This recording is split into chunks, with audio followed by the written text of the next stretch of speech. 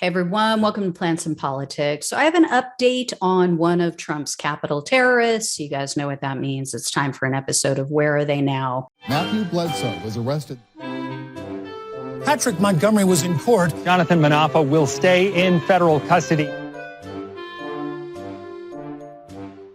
No, I don't take responsibility at all.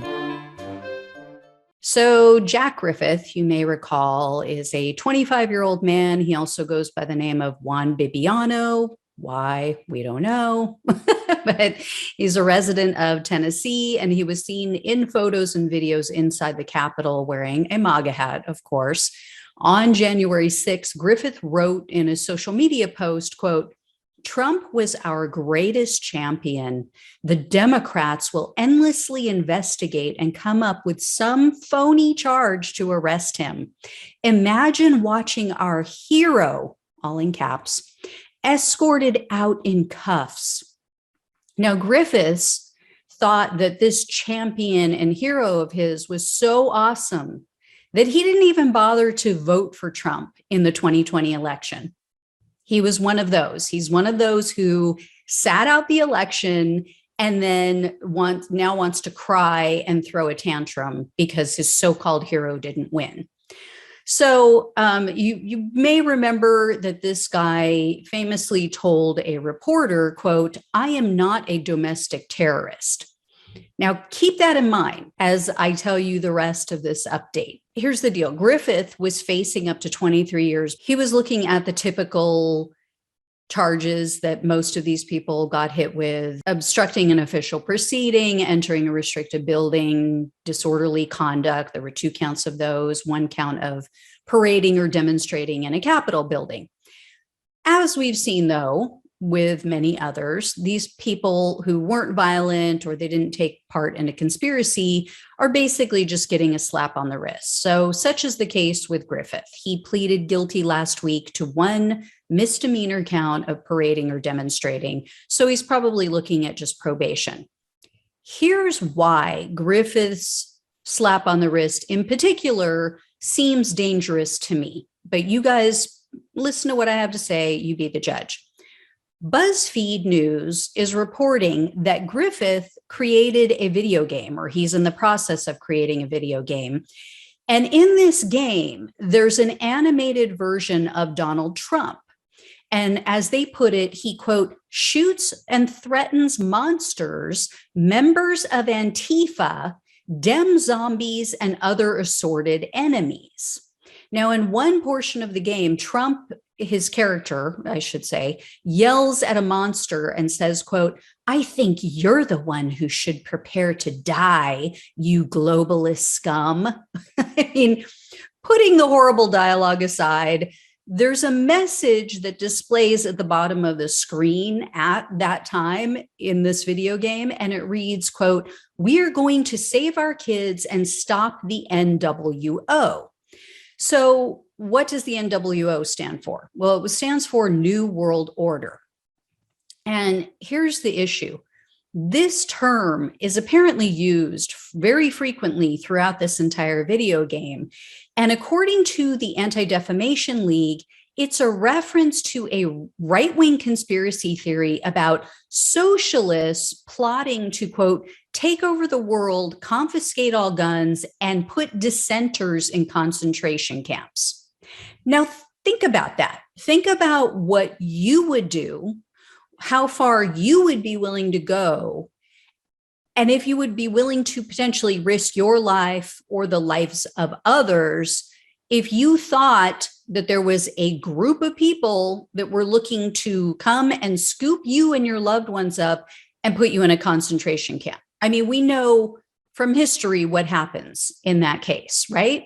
I mean, it's insane that they think that because, I mean, of course, that's what we want to do, right? I mean, us democratic socialists, we don't want to provide health care for everyone, including Republicans. We don't want everyone, including Republicans, to have a college education, a living wage. We're not trying to get the Green New Deal through to stop climate change for everyone's sake. No, we just want to take over the world. We just want to take their guns, because none of us have guns. Anyway, according to BuzzFeed, this game is just riddled with right-wing, anti-Semitic, and other conspiracy theories. Griffith posted a clip from the game on Facebook in which Trump points a gun at someone dressed all in black, standing in front of burning buildings. Who could they be referring to? But he gets more explicit in case people didn't pick up on that, on who he's referring to. He described in his Facebook post the scene that people are looking at by saying, quote, Trump interrogating a professional agitator in Portland, Oregon, the heart of the Antifa scourge.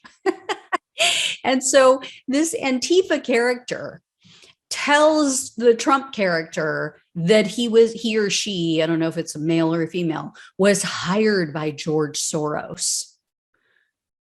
I mean, talk about anti-Semitic tropes, but they all want to bash Ilhan Omar because she dares to give a damn about Palestinian people kept in open air prisons and refused food, water, medication, that their homes are being bombed by the Israeli government or taken over by Israeli settlers just at their whim.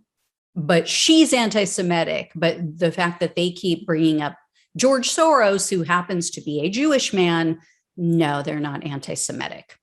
Anyway, so the video game goes on, this scene with this Trump character and this Antifa character, and it's almost laughable. If it wasn't so potentially dangerous, it would just be a joke. So this Trump character kicks the Antifa character, and I guess maybe the Antifa character is so weak and scared by Trump and being so tough, as if that this Antifa character admits, quote, Biden's on his way to Beijing right now to plan out the submission of our sovereignty to Soros and China. Jesus God.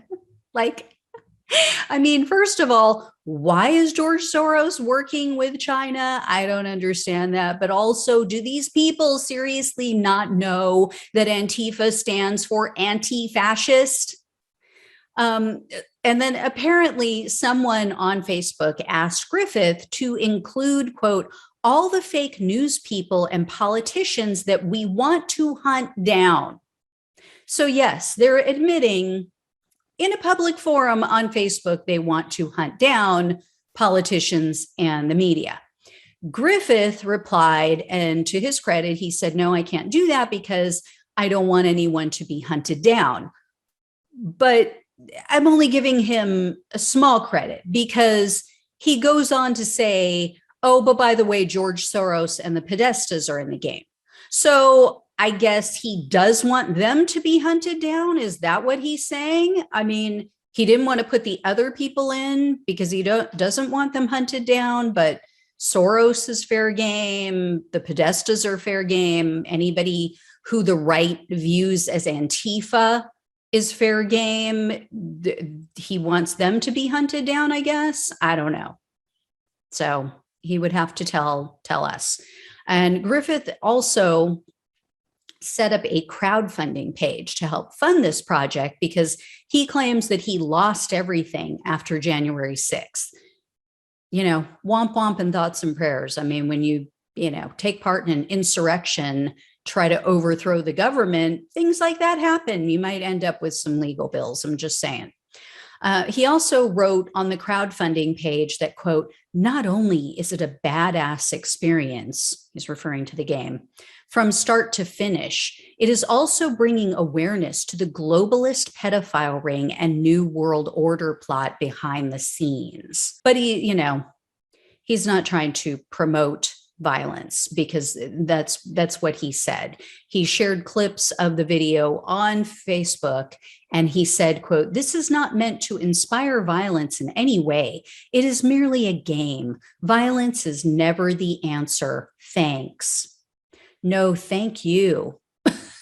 I mean, seriously, this is not meant to inspire violence, but I created a very violent video game. I'm in the process of creating a violent video game where, like, Trump and maybe others, I'm not sure, go around killing people that look like Antifa, dressed all in black, and, you know, the Podestas and George Soros or whoever. I don't know.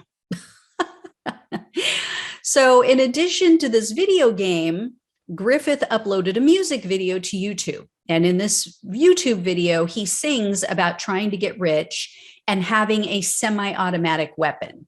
Now, one of the lyrics, again, to his credit, it says, quote, "But I hope to God I don't have to use that." So BuzzFeed reached out to his attorney and asked about this game and this music video. And she said that the game is political irony. On one hand, she says that, but then she said that no video game has been completed. I mean, so what? So it's not complete. It's still in the works. The whole plot of the video game is clear based on the visuals, based on the dialogue, who he included in it. Who cares if it's not complete? The guy's working on it. He's trying to get funding for it. And then shortly after they reached out to her, his post, like the primary post promoting the video game, disappeared from his Facebook page. Now, BuzzFeed said that although that particular post disappeared, there are still other clips that are active on his Facebook page from the game. And as for the music video, the BuzzFeed asked about that, and the attorney said that it was a stupid song. That was a direct quote. And she claims that, oh no, he has no guns. He has no intention of getting any guns, which of course would be a violation of his pretrial release. So yeah, I would hope so. But this just screams danger to me. I don't know if you guys agree, if I'm making too much out of this. And the prosecutors basically went along with it. They were willing, I guess, to gamble with the lives of others. Even the judge called them out. The U.S. District Chief Judge Beryl Howell, she's handling a lot of these cases, and she questioned why some of these defendants are getting such lenient plea deals when they took part in, quote, stopping a constitutionally mandated duty of the Congress and terrorizing members of Congress. And I'd like to know the answer to that too. I'd like to know why these people are getting such a slap on the wrist that is going to promote the next event, which, by the way, they have one planned. They have another event planned, not these specific people, but a man, I forget his name. I'll get you guys the full report on it soon, but he was on Steve Bannon's show recently, and he announced that, yeah, they have a plan to go hold a rally at the Capitol on behalf of the people who are incarcerated for January 6th. Gee, what could go wrong? I hope to God the Capitol's ready for it this time. If not, I just don't even know what to say. So, I guess we know who's to blame if this happens again, maybe in the midterms in 2024, if for some reason the Republicans don't get their way. I hope I'm wrong, but I doubt it. I see these people just thinking, well, that wasn't so bad. Okay, so I'm on probation with a misdemeanor, which means that I can still vote, which means that I can still buy guns. What is the deterrent from them doing it again? And I just think that all of this should be taken into consideration.